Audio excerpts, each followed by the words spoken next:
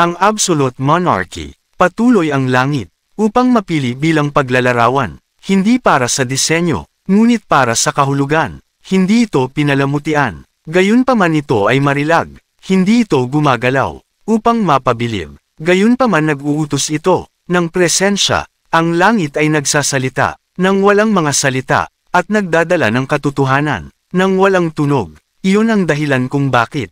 Ang itsura ay langit, dahil ang mensahe ay naihatid, ay lampas sa istruktura ng tao.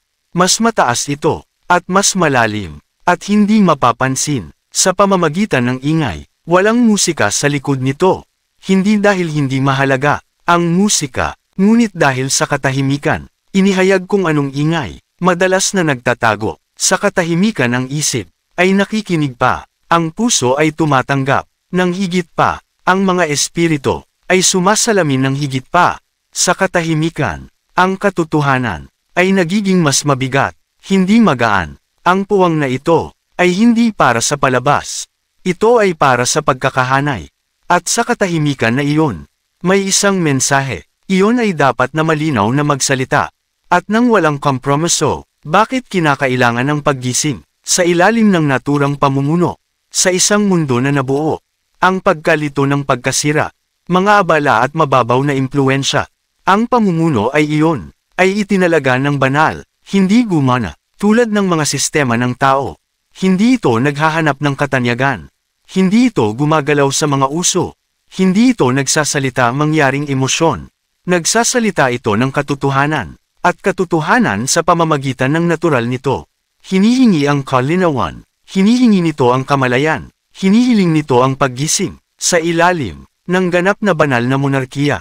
Ang pamumuno, ay hindi lamang isang posisyon. Ito ay isang layunin, na nagdadala ng timbang, nagdadala ito ng hustisya, nagdadala ito ng banal na istruktura. Ngunit ang pamumuno, na iyon ay hindi maabot. Ang buong layunin nito, ang mga tao, sa ilalim nito ay nananatiling tulog. Ang paggising, ay hindi isang mungkahi, hindi ito opsyonal, ito ay kinakailangan, dahil kapag natutulog ang mga tao, ang panlilinlang ay naghahari, kung kailan, ang mga taong, natutulog sa katotohanan, ay tinanggihan, kapag ang mga tao, ay natutulog sa gradong pamumuno, ay mali, kapag natutulog ang mga tao, ang mga karamdaman, ay nagiging normal, at ang mga banal na utos ay pinaglaruan. Ang paggising, ay ang proseso ng pag-alog, at ang pagkabulag na iyon. Ito ang sandali, kapag ang mga mata, magsimulang makita muli, kapag ang espiritu ay nagsisimulang kilalanin. Ano ang totoo, at kailan nagsisimula ang puso? Ang pagkakahanay, sa kung ano ang sagrado.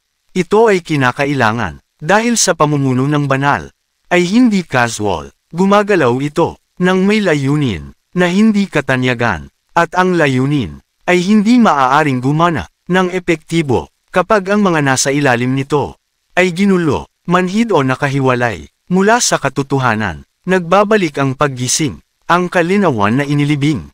Tinatanggal nito ang mga bahagi, ng impluensya na mayroon, sakop ang pagkakakilanlan, ng mga tao at layunin.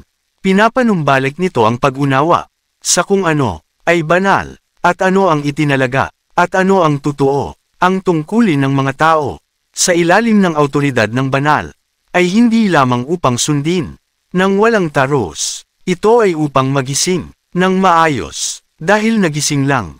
Ang mga tao, ay maaaring maglakad, ng pagkakahanay. Nagising lang ang mga tao, maaaring suportahan ang trono, na may pag-unawa. Ang mga tao lamang, ang makikilala ng banal, na pamamahala, at protektahan ang kautusan, na dala nito. Nang walang paggising, ang mga tao ay nagsisimulang maghimagsik, laban sa kung ano, ay talagang sinadya, upang maprotektahan sila. Nang walang paggising sa mga tao, ay lumaban, laban sa sistema. Iyon ay dinisenyo, upang magdala ng balanse. Nang walang paggising, ang bigat ng banal na pamumuno ay hindi naiintindihan, na hindi pinansin, o tinanggihan, at ito ang dahilan, kung bakit nagising. Ay hindi lamang ang pamumuno.